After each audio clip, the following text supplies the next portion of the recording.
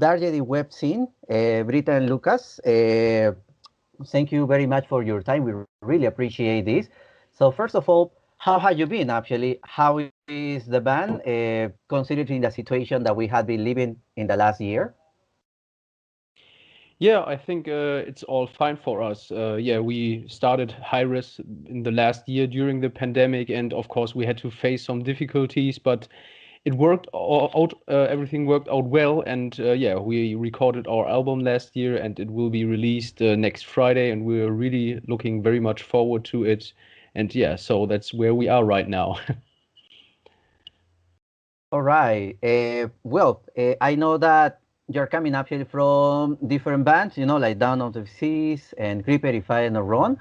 So for me, actually, it really surprised me that you decide to begin actually a new band in a situation that we had lots of uncertainty actually.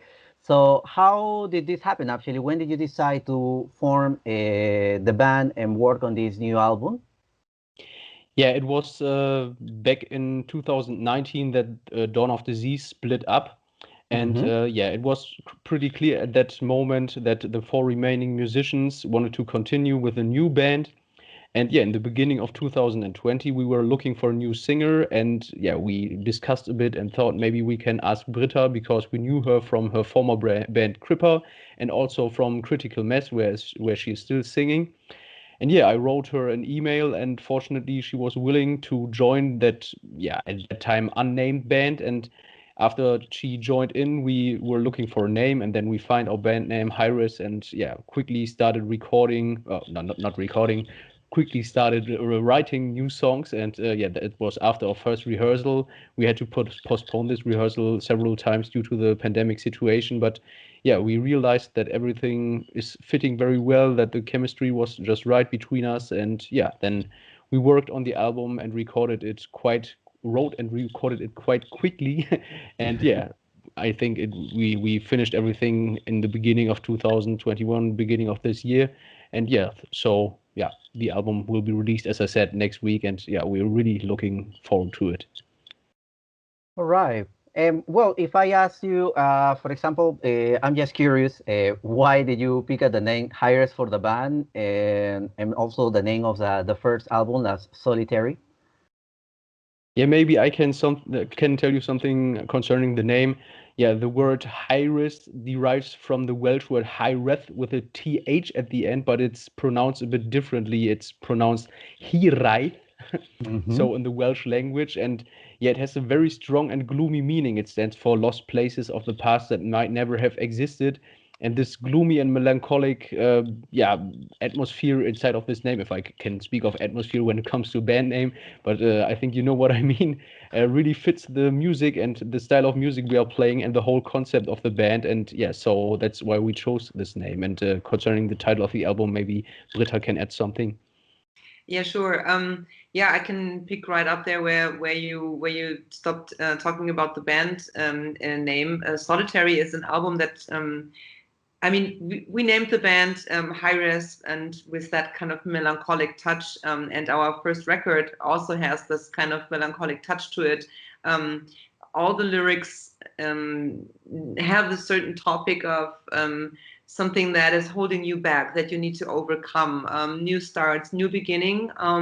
They focus a lot on the harder situations in life, but there's always like a bright outlook on it, something that you're strong, you can overcome this, or there's a light at the end of the tunnel, something, an outlook for that.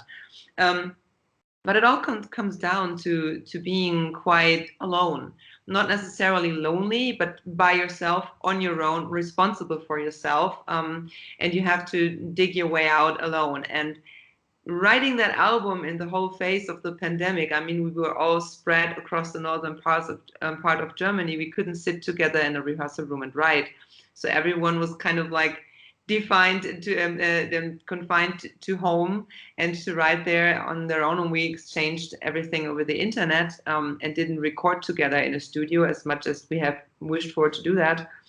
So it seemed only appropriate to pick the song Solitary as the title track for the album, because we were working on it separately. It was a time for being on your own. And so, yeah, I think it's a very fitting title, and it's short. I prefer titles that are short in general, Mhm. and everyone can relate to the word and maybe find their own metaphors in it. Okay. Well, from your personal experience, I know that, of course, all musicians face maybe problems because of the restrictions that we had during the pandemic, and for most bands, it wasn't possible, to be all together in a studio, and so you can share ideas and work all at the same time.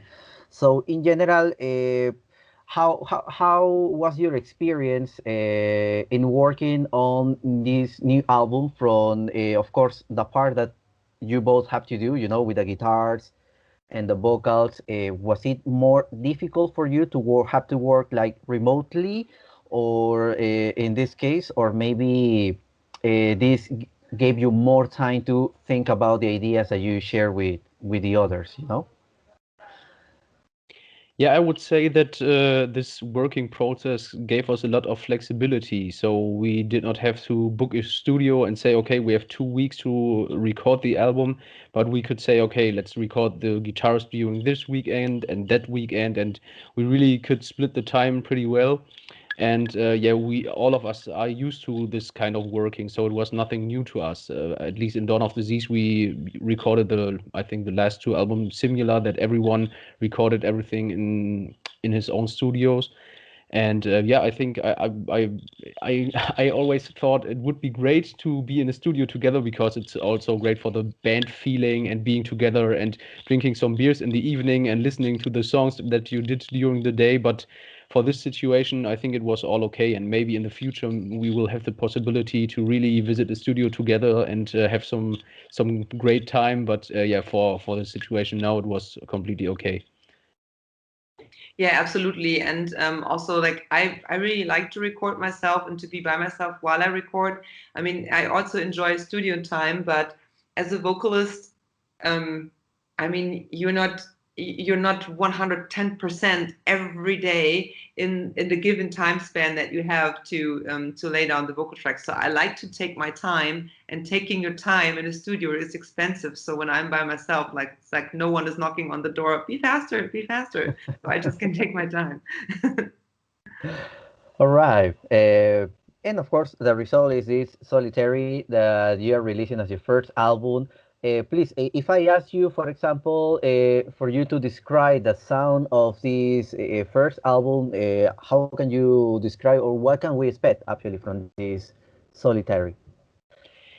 Yeah, Solitary is a melodic death album, but it's not just a melodic death album, melodic death metal album. It's pretty open-minded, I would say. There are so many different influences on this album.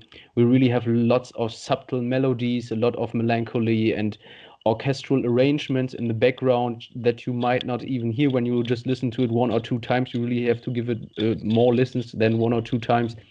And yeah, it has a great production when it comes to the overall sound. We did this together with Jens Yeah, I know that I would do this. Some kind of running gag. It's really Jens Bogren from Fascination Street Studios. He's really a great guy, and he already worked with bands like Amon Amarth, Arch Enemy, and Bloodbath. And yeah, we really like those bands, and so we are very, very happy that he worked on our record and did this mix and master for it. Yeah, part of the mix and all of the master. And yeah, I don't know, Britta, do you want to add something? It's just the overall sound is just, yeah, impressive, monumental, huge. I Maybe think it fits the album really well. It's the first album production that I was involved in that has like these atmospheric orchestral glue that holds everything together, and I was really looking forward to hearing the results. And yeah, Jens did an amazing job. Like, it's just everything seems to be in the right place on this album sound wise. Really happy about that. All right. And well, as you mentioned, you were against with Jens Bogren, which is awesome. He worked with many important bands.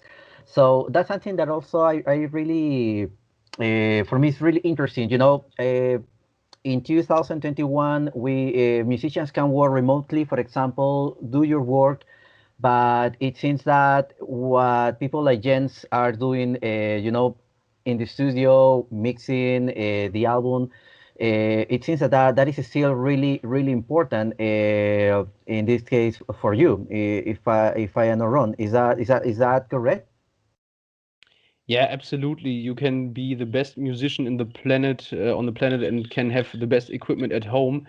But when it comes to the final refinement of the sound, you really have to have someone that is, yeah, an expert in it. At least that's my opinion to it. So, yeah, Jens Bogen is just, yeah, really a tough guy when it comes to mixing and mastering. And there are many other great people who do great sound things, and yeah, so it was no question for us that we will not do the mix and the master for our own album, because otherwise it would have sounded very much different. And yeah, it's just always good to have someone that yeah, collects everything and mixes and masters everything to have a great sound in the end. Okay, yeah, I can listen to that. From my personal experience, for example, I'm from Peru, and I know, for example, one band from a city called Cusco, and they had the chance to work with Jens, for example, and the result is very far different from most of the bands that you can listen in this part of the world. So it's clearly that is still really important. Uh, and well, after the releasing of the album, I know that we still have some uncertainty. I'm not sure how is the situation with the vaccination now in Europe, but are you gonna have chances maybe to perform some of the songs in a concert? Are you planning maybe to do some like streaming events that some bands are doing now? Yes, we are. We played our very first show last weekend on Friday. It was a streaming gig. It was a very professionally and well organized festival edition of an otherwise like festival that takes place outside. So we are really happy that we could play there. It felt great, and now we're hungry for more. We are already planning live shows. There are some shows planned that are kind of in the middle, like, with people sitting down and only a few people, not so many people, not as crowded, to just like test the waters, you know what I mean? So we're looking forward to playing those, but unfortunately they are not announced yet, and we will support a larger band, so we cannot talk about that.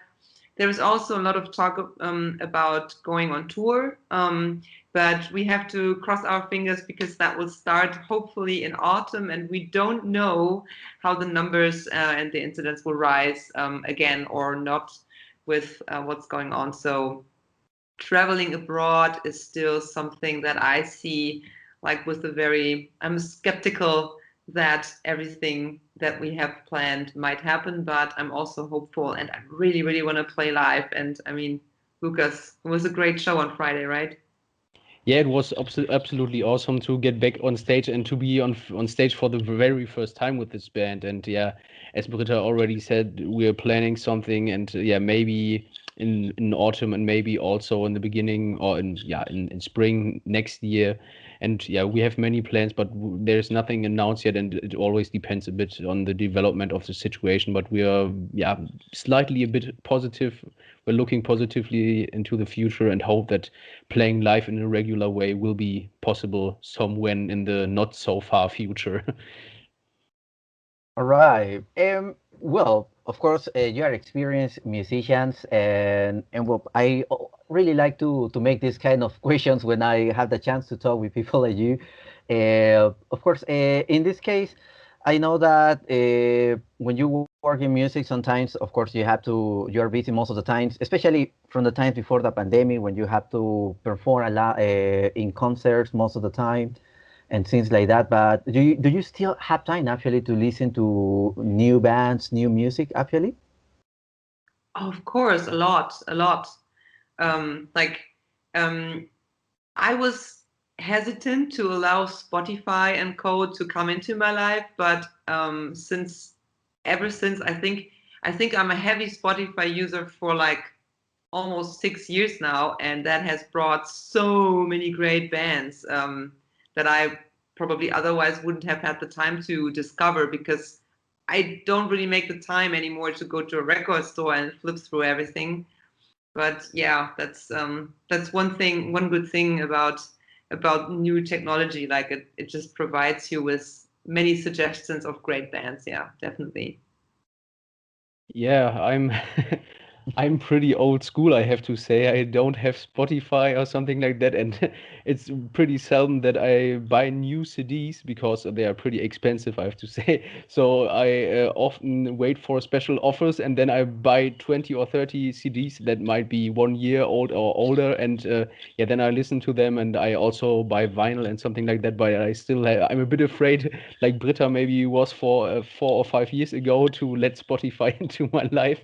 So maybe I should do that, but I'm really afraid that yeah, this will bring some sort of overkill to my brain, or that I'm sitting at my desk in front of my computer or on my smartphone and just listening to music 24 hours a day. I think that was actually happened. What yeah, that happened when we yeah, for my father's birthday, we gave him as a present this Spotify premium account, and he downloaded everything, all these old albums from the 1970s and 1980s, and oh, I have so many albums on my phone. And I think yeah, he just skipped sleeping and just listened to music, and I'm a bit afraid that this will happen to me too, because I love music and every kind of music, and yeah, but maybe someday I will do that too. All right. Well, it's really interesting, that now we have a Spotify, YouTube, a lot of music. But I read on the news that, for example, there are a lot of people that are buying even more and more vinyls actually nowadays. That's something curious. One side, a lot of people are listening to music through Spotify, but on the other side, we have a big community of collectors probably that are making this happen actually, which is good probably for bands especially. It's a way to support them. Definitely, and I think it's not just collectors. I think that many people just come back to, appreciating an album and probably also celebrating it by just listening to the vinyl, not skip anything. Take your time, like sit down on the couch or like enjoy a glass of wine and just listening to the music without any interruptions. Because I mean, the format CD brought it into our cars, but you cannot play vinyl in your car. So you have to be kind of like in a situation where you're at home and actively listening to stuff like that. And I know many people who invested a lot into like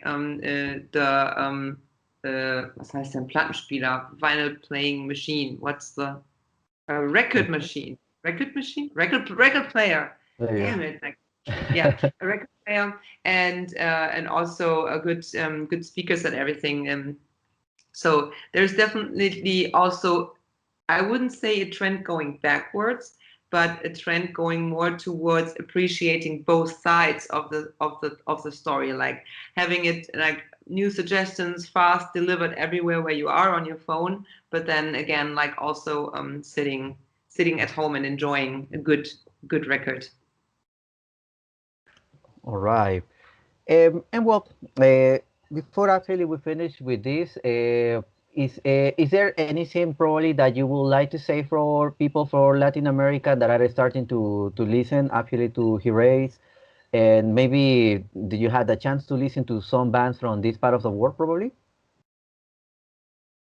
I'm not sure if I have ever listened to a band from Peru. Maybe I have, and I don't know that they. Um, Please recommend a band from Peru to me. Oh, well, in Latin American probably in general, because we cover many Yeah, countries, okay, but well, yeah. Of course, I mean, like I have to say Nervosa. I have to say Sepultura, which is probably quite obvious. I'm a big fan of Nervosa. I haven't listened to the whole Crypta album yet, but those are the bands that are obvious that come to my mind that are from Latin America. Yeah. I see. Well, from Peru, the if you ask for most people, probably the first band that comes to our mind is probably Mortem, which Okay. is a band that even they had a chance to perform in Europe, but they are very, very like underground band. They just sometimes reunite to make an album and then few shows, and then they continue because they if I am not wrong, they live in the U.S., so they had their jobs and they just reunite from time to time to make some music. But that is a very more death metal, but very raw sound, very South American. Mortem, yeah, that's the band Mortem. Yeah, Okay. that's probably the most popular band. I think it's the only band that can make big concert in Peru. Actually, well, what I seen is not exactly really big. Peru is very diverse, so there are other genders that are more popular. So we And are this might kind of a also be small a good community. good advantage with the newer technologies that at least everyone with a computer and an internet access is able to release music. Maybe not successful or spread it widely, but definitely it's possible for someone far away to look for Mortem and find something which would otherwise not be possible. So it's also a great opportunity. It has an enabling factor, if you know what I mean. Like, Mhm. mm. All right. Well, this was actually a nice talk. Any message probably that you would like to say before we finish to people in Latin America? Yeah, we would really appreciate it if you listen to our music if you haven't yet, and we hope that we can bring some positive emotions to you with our music, maybe some fun in this very difficult time. And yeah, we would of course like to come over one day when the pandemic has maybe ended or is at least in a state where bands are allowed to play live a bit more. And yeah, we would love to see you on the road someday. And yeah, listen to our music, support us on our social media channels if you like to, at Hiraes Official. And yeah, maybe we will see one day live on stage. Yeah, and also please comment on everything. We appreciate it a lot. It's something that we really value. We read all the comments, and we're happy about every. Hi there. we're Saludos. we're happy about everything, and we. Hey, little metal man. Yeah. Yeah. So yeah. All right. Well, thank you very much again for your time. I think, well, it's a personal opinion, but I think that most people share this. It's very important what you do, especially in these times where we had a lot of restrictions. Music can help us to resist, these difficult situations emotionally. Uh, Again, congratulations for your first album. And we wish you all the best, of course. And hopefully in the future, when things will be better, I hope that we will see you in this part of the world. Why not? Hope so too. Thank you so much for having us, Pedro. Yeah, thank you very much. Okay, it was a pleasure to meet you again. So, wish you all the best. See Yeah, ya. wish you all the best too. Bye bye. Yeah, bye Bye. bye.